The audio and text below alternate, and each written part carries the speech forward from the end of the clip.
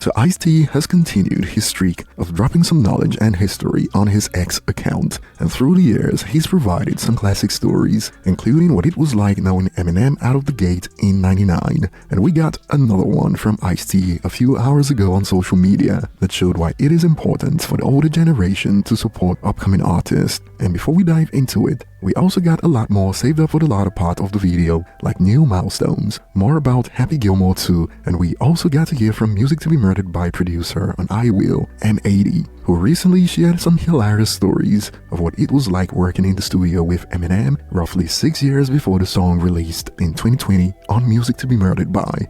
And thanks to M80, now we got a couple of more things to add to the list of the easy ways to get Eminem's attention. And it goes no words rhyme with orange, no words rhyme with silver, and you'd find out the latest in a moment. And starting with Ice-T, after a user posted on X, "I miss these days, Warped Tour 99. Yeah, this is what's going on right now, motherfucker.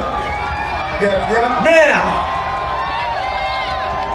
if you know what hip-hop is really about, which it is bringing every motherfucking body together to have a fucking party, out in the air. Put the motherfucking peace sign in the air if you feel what we're trying to do. Now turn it into a unity sign. Put it together like this with me, my man M right here. Now turn it into a fist, because you're going to have to fight for it, y'all. And say, yeah!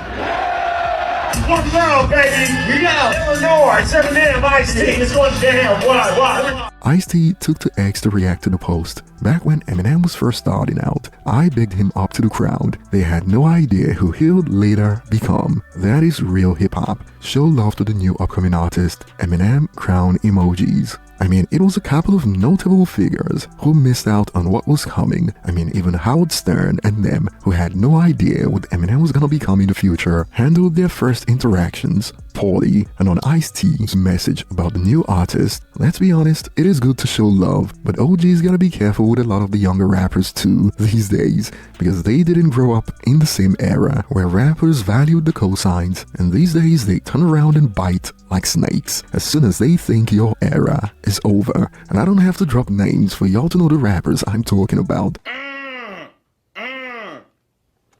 And here's a nice breakdown. I think it is a responsibility to pay this type of endorsement back tenfold, and it seems like Eminem is frequently thankful and vocal about the support and influence he received from others like Ice-T. More and more, we need reminders for the next generations. And these days, rather than pay it back, some of the quote younger rappers you showed love would literally start the hate train to drag you on social media. It is crazy times we live in, that's for sure. And we got Rap God remix producer Mr. C in the house. He reacted to Ice-T's take with, "You just did what legends do. Greatness recognizes greatness. Doesn't matter if they're just starting, that's when they need it the most, and you provided." And moving on, we got to hear from M80, who produced I Will on Music to Be Murdered by. And like we found out already years ago, he expanded on how they worked on I Will back in 2014, and just like Orange and Silver, we also found out Eminem doesn't play around with his classic video games. So like we did these in 2014, and then Music to Be Murdered by came out in like 2020. They were saying that that's a really old song. I mean, but new to the listener. Right. Which was crazy too, because like the lyricism is so elite that even within that span of time, it's like you couldn't even tell. Like, you know what I mean? Like, no, of course not. That's the beauty of it. Unless, like for instance, I got this Pusha T verse that I own where he's like, "I'm 32 and oh, I am Mayweather, partner." But Mayweather now is like 50 and 52 and oh, you know? So if I release that verse now, someone will be like, "Oh, this is hella dated." Yeah. So unless you're making references that are like old school like that, or like, you know, like my president is black, my Lambo is blue, like, wait a minute, that kind of shit. So like no one on that song is doing that. So did you get to see M record or anything like that? No, I was not in the room when Eminem was recording. I don't think Eminem recorded anything that day. But here's the crazy shit. I saw an article yesterday about how Eminem has a score that it ranks him as a top like 10 or 30 Donkey Kong player in the world. While we were in the studio, my friend Saya was playing Donkey Kong. So the top 10 scores are MTBMB, Marshall Bruce Mathers. Saya beat Eminem's top score. And then M came out and saw it and stopped recording for like an hour, just like stopped working in the studio with Crooked Eye until he regained the top score.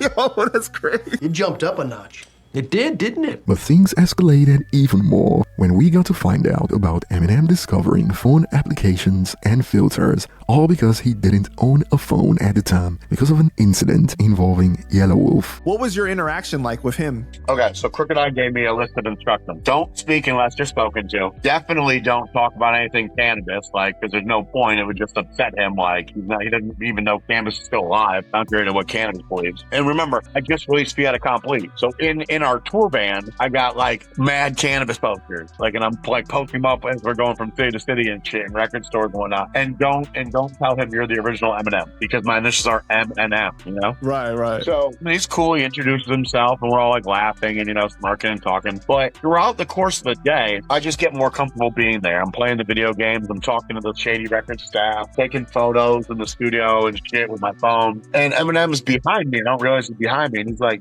yo, how'd you just do that? I'm like, I'll turn around. I'm like, do what? And he's like, photos black and white. Like, how'd you do that? I was like, oh, it's a filter. Like, I took the photo and I like hit the buttons and I made it black and white. He's like, that's crazy. He's like, what are all those things? I'm like, they're apps for like applications. And click this one, I go to eBay, and click this one, go to YouTube. I thought he was fucking with me at first, but Crook told me, like, no, like, at that time he didn't have a cell phone. And Crook told me the story, like, when he signed essentially Shady 2.0, which was Slaughterhouse and Yellow Wolf, he got a phone, and Crook guys like, I never had the opportunity to even call him. But on the third or fourth day, like, Yellow Wolf called his phone at like 3, 4 in the morning, all wasted, like, I love you, white dog, you changed my life. And, you know, M's sober and like answers the call mid-sleep, and then calls Paul the next morning, like, yo, shut the phone off. Here comes Saddam Hussein.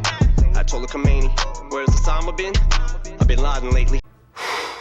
Boy, that escalated quickly. So M legit was like, as someone that doesn't actively use a phone or had a phone at that time, was asking me all these phone-related questions, which I was like, sweet, this is my fucking end. So I'm going to keep talking until essentially I feel the need to stop, or like I get the look to stop. And it was awesome. And I was grateful. And clearly you could tell that some people got a bone to pick with M80 over things that may have happened in the past. As in response to the interview, we got this. M80 is a hypocrite. He was rushing Killer Priest to get the song done in the studio, like he was pressed for time, but he didn't say anything to Eminem when M decided to stop working on the song in the studio to take time out to play Donkey Kong. Perhaps this is Killer Priest's burner account, because it sounded personal, as in response to this, nah, that would have been bad for business. Gotta pick and choose your battles wisely, to which they reacted with, I don't want to hear that bad for business narrative, because M80 is a loud, talkative, arrogant guy who carries himself like he's beyond people, but he looked like a fake, weak-ass man in that situation just because it was Eminem. And like I said, this sounds personal. Is that you, Killer Priest?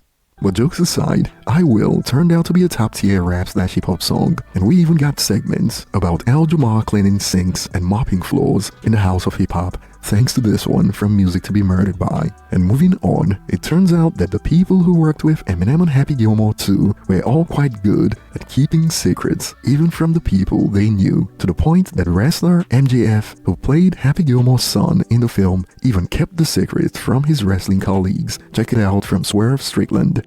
I can't keep a secret, so once if it happens, you'll know. Okay, trust me. Like speaking of which, shout out to like MJF with the Happy Gilmore 2 launch on Netflix. I watched. I didn't finish the movie. I want to watch it. The rest of it, but I saw him and Eminem, and I was like, the whole year, I'm like, I've been looking at you in the eye and. The locker room. You did not tell me Eminem was in your movie and you had a scene with him. He's like, I had to keep that shut for so long. He's like, it was hard. Trust me, it was hard. Yeah. You know, I was like, you better than me, because I would have leaked that shit that day. Like that would have been on the sheets, man. Yeah. So yes, I was like, that was like one of the ones I'm like, I texted, I was like, I'm jealous of that one. Yeah. That's the one I'm jealous on. Yeah. And before we end it today, it is a couple of new milestones, like this one from the RIAA. Trick Tricks Welcome to Detroit, featuring Eminem, is now certified gold in the United States. And at first I thought, hold up, wait a minute, something ain't right. but it all made sense when I found out that this wasn't under Interscope, but rather Motown Records. But that's not all, as all we had to do was blink to find out that Eminem's Houdini has now cleared 380 million streams on YouTube Music and over 1 billion streams on YouTube and Spotify combined. And don't forget that this was also Eminem's first global #1 on the new charts, the global Billboard 200, both including and excluding the United States #1. And now's a great time to revisit what some of the OGs on this channel remember, when it was quite common to see so-called hip-hop heads make comments like, Eminem hasn't had a hit since 2002. The ignorance was at an all-time high in that period, because this narrative was still on when songs like Venom released, the same Venom that's now hit 1.1 billion streams on YouTube Music and over 2 billion streams on YouTube and Spotify combined. It was also still a thing for Godzilla, the same one that surpassed 3 billion streams on YouTube and Spotify combined, and it was on its deathbed when Houdini dropped. That was the coup de grace, and first week numbers are in for JID's Got Dolls Like Ugly in the United States, where it debuted on the Billboard 200 albums chart at number 11 with over 31,000 units sold first week. And that will be all for today, and I'll be looking forward to your thoughts in the comment section. Thanks for watching, and I'll see you on the next one.